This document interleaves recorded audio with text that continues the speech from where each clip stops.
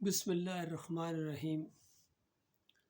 ان مولویوں کی کون کون سی خیانتوں اور زیادتیوں کا ذکر کیا جائے۔ اب سمجھ آتی ہے کہ قرآن میں اس بات پر کیوں زور دیا گیا ہے، یہود و نصارہ کے علماء کو کیوں کہا گیا تھا کہ دیکھو تمہارا کام تو شکوک و شبہات دور کرنا تھا اور اللہ کی کتاب کو کھول کھول کر بیان کرنا تھا، اس کی تبلیغ کرنی تھی، اور تم نے حق اور باطل کو آپس میں کیوں ملا دیا، اور حق اور باطل کو نہ ملاؤ اور تم جانتے ہو۔ یہ نقطہ بڑا قابل غور ہے، حیرانگی بھی ہوتی تھی جب شروع میں پڑھا کرتے تھے کہ جانتے بوجھتے یہ حق اور باطل کو آپس میں کیوں ملاتے ہیں، کیا ان کو ذرا بھی ہوش نہیں ہے؟ لیکن آج جب اپنے اس دور کے ان مولویوں سے واسطہ پڑا ہے، ان کو سنتے ہیں، ان سے بات چیت ہوئی ہے یا سوال و جواب لوگ ان سے کرتے ہیں، تو جس طریقے سے آگے سے یہ مسائل کو بیان کرتے ہیں اور حق اور باطل کو آپس میں ملا دیتے ہیں اور جانتے بھی ہیں، تو اس وقت کے یہود و نصارہ کی طرف دھیان جاتا ہے کہ واقعی وہ بھی اسی طریقے سے کیا کرتے تھے، جس کی وجہ سے اللہ تعالیٰ نے ان کے اوپر لعنت بھیجی، اور یہ امت مسلمہ کے اندر بھی بالکل وہی احبار و رہبان آ گئے۔ پہلے ذرا یہ مفتی طارق مسعود صاحب کا یہ ایک بیان سنیے، اور اس کے بعد انشاءاللہ آپ خود محسوس بھی کر جائیں گے کس طرح حق اور باطل کو ملا رہے ہیں اور جانتے بوجھتے ملا رہے ہیں۔ بہرحال میں مزید ان کے اوپر ذرا تبصرہ کروں گا۔ قرآن مجید کے جو ظاہر سے ہمیں پتہ چلتا ہے نا، قرآن مجید کے ظاہری نصوص سے بالکل واضح وہ یہی ہے کہ مردوں میں سننے کی صلاحیت نہیں ہوتی۔ اب اس مسئلے کو نا ہمارے ہاں بعض لوگوں نے کوئی حق اور باطل کا معیار بنایا ہوا ہے، تو آپ کی کوئی بھی رائے ہو بھائی آپ رکھیں اس رائے، لیکن ہاں کسی پہلی بات دیکھیے، کہتے ہیں ظاہر سے جو محسوس ہوتا ہے وہ یہی ہے کہ یہ قبر والے نہیں سنتے ہیں، قبر والے نہیں سنتے، مردے اور سنتے، کچھ ذرا سا تو اپنے دماغ کو استعمال کرو۔ اور قرآن کی آیات آ گئیں، انک لا تسمع الموتیٰ، کہیں آ گیا اموات غیر احیاء وما یشعرون ایان یبعثون، کہیں آ گیا ومن ورائہم برزخ الی یوم یبعثون ثم انکم بعد ذلک لمیتون ثم انکم یوم القیامۃ تبعثون۔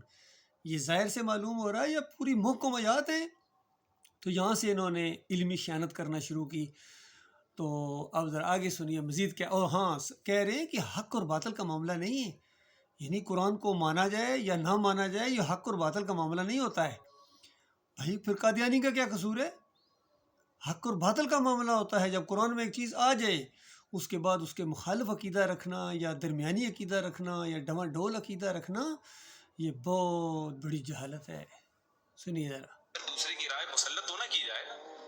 قرآن کیا کہہ رہا ہے، وما انت بمسمع من فی القبور، اے نبی جو قبروں میں ہیں آپ ان کو سنا نہیں سکتے۔ اسی طرح انک لا تسمع الموتیٰ، آپ مردوں کو نہیں سنا سکتے۔ اسی طرح قرآن میں آتا ہے کہ والموتیٰ یبعثہم اللہ، یہ لوگ سن نہیں سکتے کیونکہ موتیٰ کو قیامت کے دن اللہ زندہ کرے گا۔ کیا مطلب یہ موتیٰ سن بھی نہیں سکتے یہ؟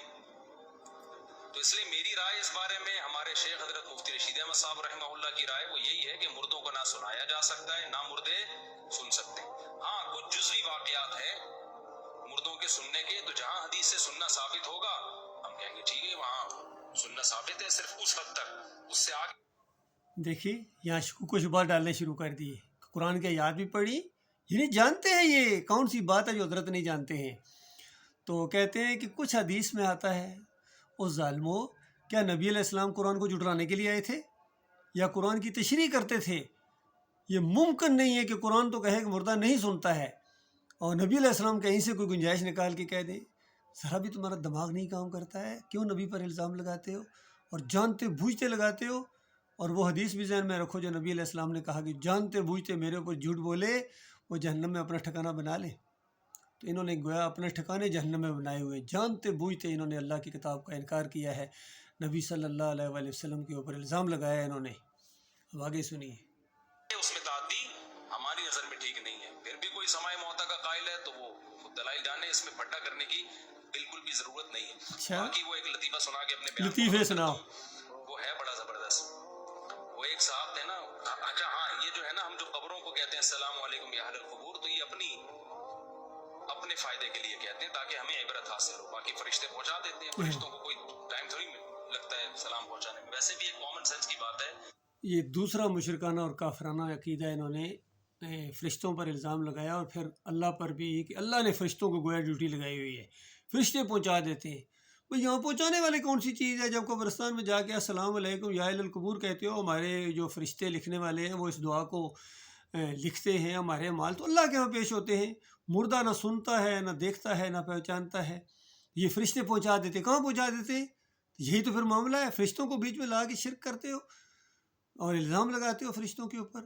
یہی معاملہ ان سب کا یہ عقیدہ ہے کہ جو ہم اللہم صلی علی محمد پڑھتے ہیں، یہ بھی اگر قریب سے جا کے پڑھیں تو نبی علیہ السلام کی روح واپس آ جاتی ہے، اور نبی علیہ السلام خود سنتے ہیں، جواب دیتے ہیں. یہ سارے دیوبندیوں کا عقیدہ ہے، سارے اہل حدیثوں کا عقیدہ ہے. یہ فتویٰ ہے مفتی اعظم سعودی عرب کا عبداللہ بن باز کا. یہ سب کا یہ فتویٰ ہے قرآن کے خلاف. اور کہتے ہیں دوسرے تو کہتے ہیں دم دم پڑھو، حضرت بھی موجود یہاں درود پڑھو. تو ان کا یہ عقیدہ ہے بریلویوں کا کہ جہاں بھی صلاۃ و سلام پڑھو پہلے بھی اور واپس اسی وقت آ جاتے ہیں نبی صلی اللہ علیہ وسلم، وہاں حاضر ہو جاتے ہیں. یہ عقیدہ ان کا. اور پھر یہ مسئلہ ان کا پیدا ہوا جس کا توصیف الرحمان راشدی ہے. پہلے تو یہ بھی قائل تھے کہ قبر کے اوپر پڑھا جانے والا صلاۃ و سلام سنتے ہیں اور دور سے پہنچایا جاتا ہے. تو جب یہ سوشل میڈیا کے اوپر ہماری دعوت سامنے آئی، کہا کہ وہ منکر روایت ہے، جھوٹی روایتوں کے اوپر تم نے عقیدہ بنا لیا ہے. نبی علیہ السلام مدینے والی قبر میں نہیں بلکہ جنت الفردوس میں زندہ ہیں، اور شہداء بھی جنتوں میں زندہ ہیں، ان قبروں میں نہیں. تو اس نے ایک بات کو تو مان لیا توصیف الرحمان راشدی نے، کہتے ہیں ہاں وہاں نہیں سنتے ہیں، یہ روایت صحیح نہیں ہے. لیکن دوسری وہ جو ہے فرشتے گھوم رہے ہیں وہ پہنچاتے ہیں، کہتے ہیں وہ تو بالکل ایمان ہے، چونکہ حدیث میں آ گیا. یعنی ایک عقیدے سے رجوع کیا اور دوسرے کے اوپر اور پکے ہو گئے شرک کے اوپر کہ حدیث میں آ گیا. اور حدیث نہیں ہے، منکر روایت ہے، منکر روایت ہے. نبی علیہ السلام نے ایسی کوئی بات نہیں کہی ہے کہ فرشتے پہنچاتے ہیں بالکل اللہ کو بائی پاس کر کے. یہ معاملہ نہیں ہے. باقی اللہم صلی علی محمد یہ جو درود پڑھتے ہیں یا اس کو صلوات کہیں، دعا ہے نبی علیہ السلام کے لیے، توحید کی سب سے بڑی دعا ہے. یہ ہم اللہ سے دعا کرتے ہیں اللہم صلی علی محمد، اللہ کو پکارتے ہیں تو اللہ تعالیٰ نبی علیہ السلام کے درجات بھی بلند کرتا ہے، ہمارے اوپر بھی رحمتیں نازل فرماتا ہے. حدیث میں آتا ہے 10 رحمتیں اللہ تعالیٰ نازل فرماتا ہے یہ پڑھنے والے کے اوپر. لیکن اگر یہ عقیدہ رکھو کہ نبی علیہ السلام سنتے ہیں یا فرشتے نبی علیہ السلام کے پاس مدینے والی قبر میں لے جاتے ہیں، تو یہ مشرکانہ عقیدہ ہے، یہ کافرانہ عقیدہ ہے، یہ پورے دین کی بنیاد کو ہلا دینے والا ہے. اور یہ جانتے بوجھتے کہ قرآن کہتا ہے کہ مرنے والے نہیں سنتے ہیں، قیامت سے پہلے کوئی مردہ زندہ نہیں ہو سکتا ہے، روح واپس نہیں آتی ہے. تو پھر یہ زبردستی اس طرح کا معاملہ کرنا یا مکس کر دینا بھئی حق اور باطل کا معاملہ نہیں ہے، تو پھر قادیانیوں کے ساتھ کہو حق اور باطل کا معاملہ ہے یا نہیں ہے، شیعوں کے ساتھ اور دوسرے یہود و نصارہ کے ساتھ بس صرف اپنا عقیدہ یہ رکھو، ان کو کچھ نہیں کہنا جی، ان کو یہ زبردستی نہیں ٹھونسنا ہے. بس زبردستی کون ٹھونس رہا ہے؟ لیکن عقیدہ تو یہ رکھنا چاہیے. اور جو یہ عقیدہ قرآن کے مطابق نہیں رکھتے ہیں تو وہ مسلمان تو نہیں ہیں، وہ تو مشرک ہیں. اور یہی حال ہے اپنے علی مرزا انجینئر صاحب کو، وہ بھی اسی طرح کی باتیں کرتے ہیں. حق اور باطل کو ملانے کا گویا ان لوگوں نے حق ادا کر دیا ہے. چاہے ڈاکٹر اسرار ہوں، مودودی ہوں، اعلیٰ حضرت ہوں، طاہر القادری کو سنا، طارق جمیل، تقی عثمانی، رفیع عثمانی اور فضل الرحمان، منور سلطان، محمد علی، سارے حق اور باطل کو ملاتے ہیں. یقین یہ قاری خلیل الرحمان جتنے یہ ہیں. تو اللہ کے بندوں یہ بالکل انہوں نے ایمان برباد کر دیا امت مسلمہ کا. اور آج ان کو جو مار پڑ رہی ہے ہر جگہ یہ انہی کی وجہ سے ہے. یہ اصل مجرم ہے یقین کی حق اور باطل کو ملانے والے. اللہ تعالیٰ ان کے شر سے انسانوں کو بچائے، ان مولویوں اور پیروں کے. باقی جو کسر رہ گئی تھی وہ سیاسی لیڈروں نے پوری کر دی ہے. سب ان کو تھپکی دیتے ہیں شرک کی، کفر کی، اور سے یہ کرتے ہیں، میلادیں یہ کرتے ہیں، 10 محرم کی سبیلیں یہ لگاتے ہیں، 11ویں کی یہ دیگ کھاتے ہیں، سب کچھ کھاتے ہیں. بچے کے کان میں اذان سے لے کر اس کے نکاح اور پھر جنازے تک، پھر جمعراتیں اور 40ویں اور سالانے، جب تک مولوی صاحب زندہ ہیں کھاتے رہیں گے امت مسلمہ سے. اور ان کو اللہ کے راستے سے روکتے ہیں. سورہ توبہ کی 34 نمبر آیت پوری طرح ان کے اوپر فٹ آتی ہے. یا ایھا الذین آمنوا ان کثیر من الاحبار والرہبان لا یاکلون اموال الناس بالباطل ویصدون عن سبیل اللہ. ایماندارو بالکل چوکنے رہنا. اکثریت ہے، تھوڑے نہیں، اکثریت ہے، یہ لوگوں کا مال کھاتے ہیں. ہر دور کے مولوی اور پیر رہے ہیں، یہود و نصارہ کے بھی یہی کرتے تھے اور ہمارے آج کے دور کے بھی یہی کرتے ہیں. لوگوں کا مال کھاتے ہیں بالباطل اور پھر لوگوں کو اللہ کا راستہ سے روکتے ہیں. دیکھیے اللہ کا نام لے کر کھائیں، نبی کا نام لے کر کھائیں، کتاب اللہ کا واسطہ دے کر کھائیں، تو اس کے بعد اسی دین کے اندر انہوں نے نقب لگایا ہے اور اس کو بالکل حقیر بنا دیا انہوں نے، ان حرام خوروں نے۔ جو بھی دین کے اوپر اجرت لیتا ہے، چاہے نماز پڑھانے کی یا اذان دینے کی یا کوئی بھی دینی کام کرتا ہے، تو اس کی اجرت جو لیتا ہے یہ ناجائز ہے، حرام ہے، قرآن کا انکار ہے۔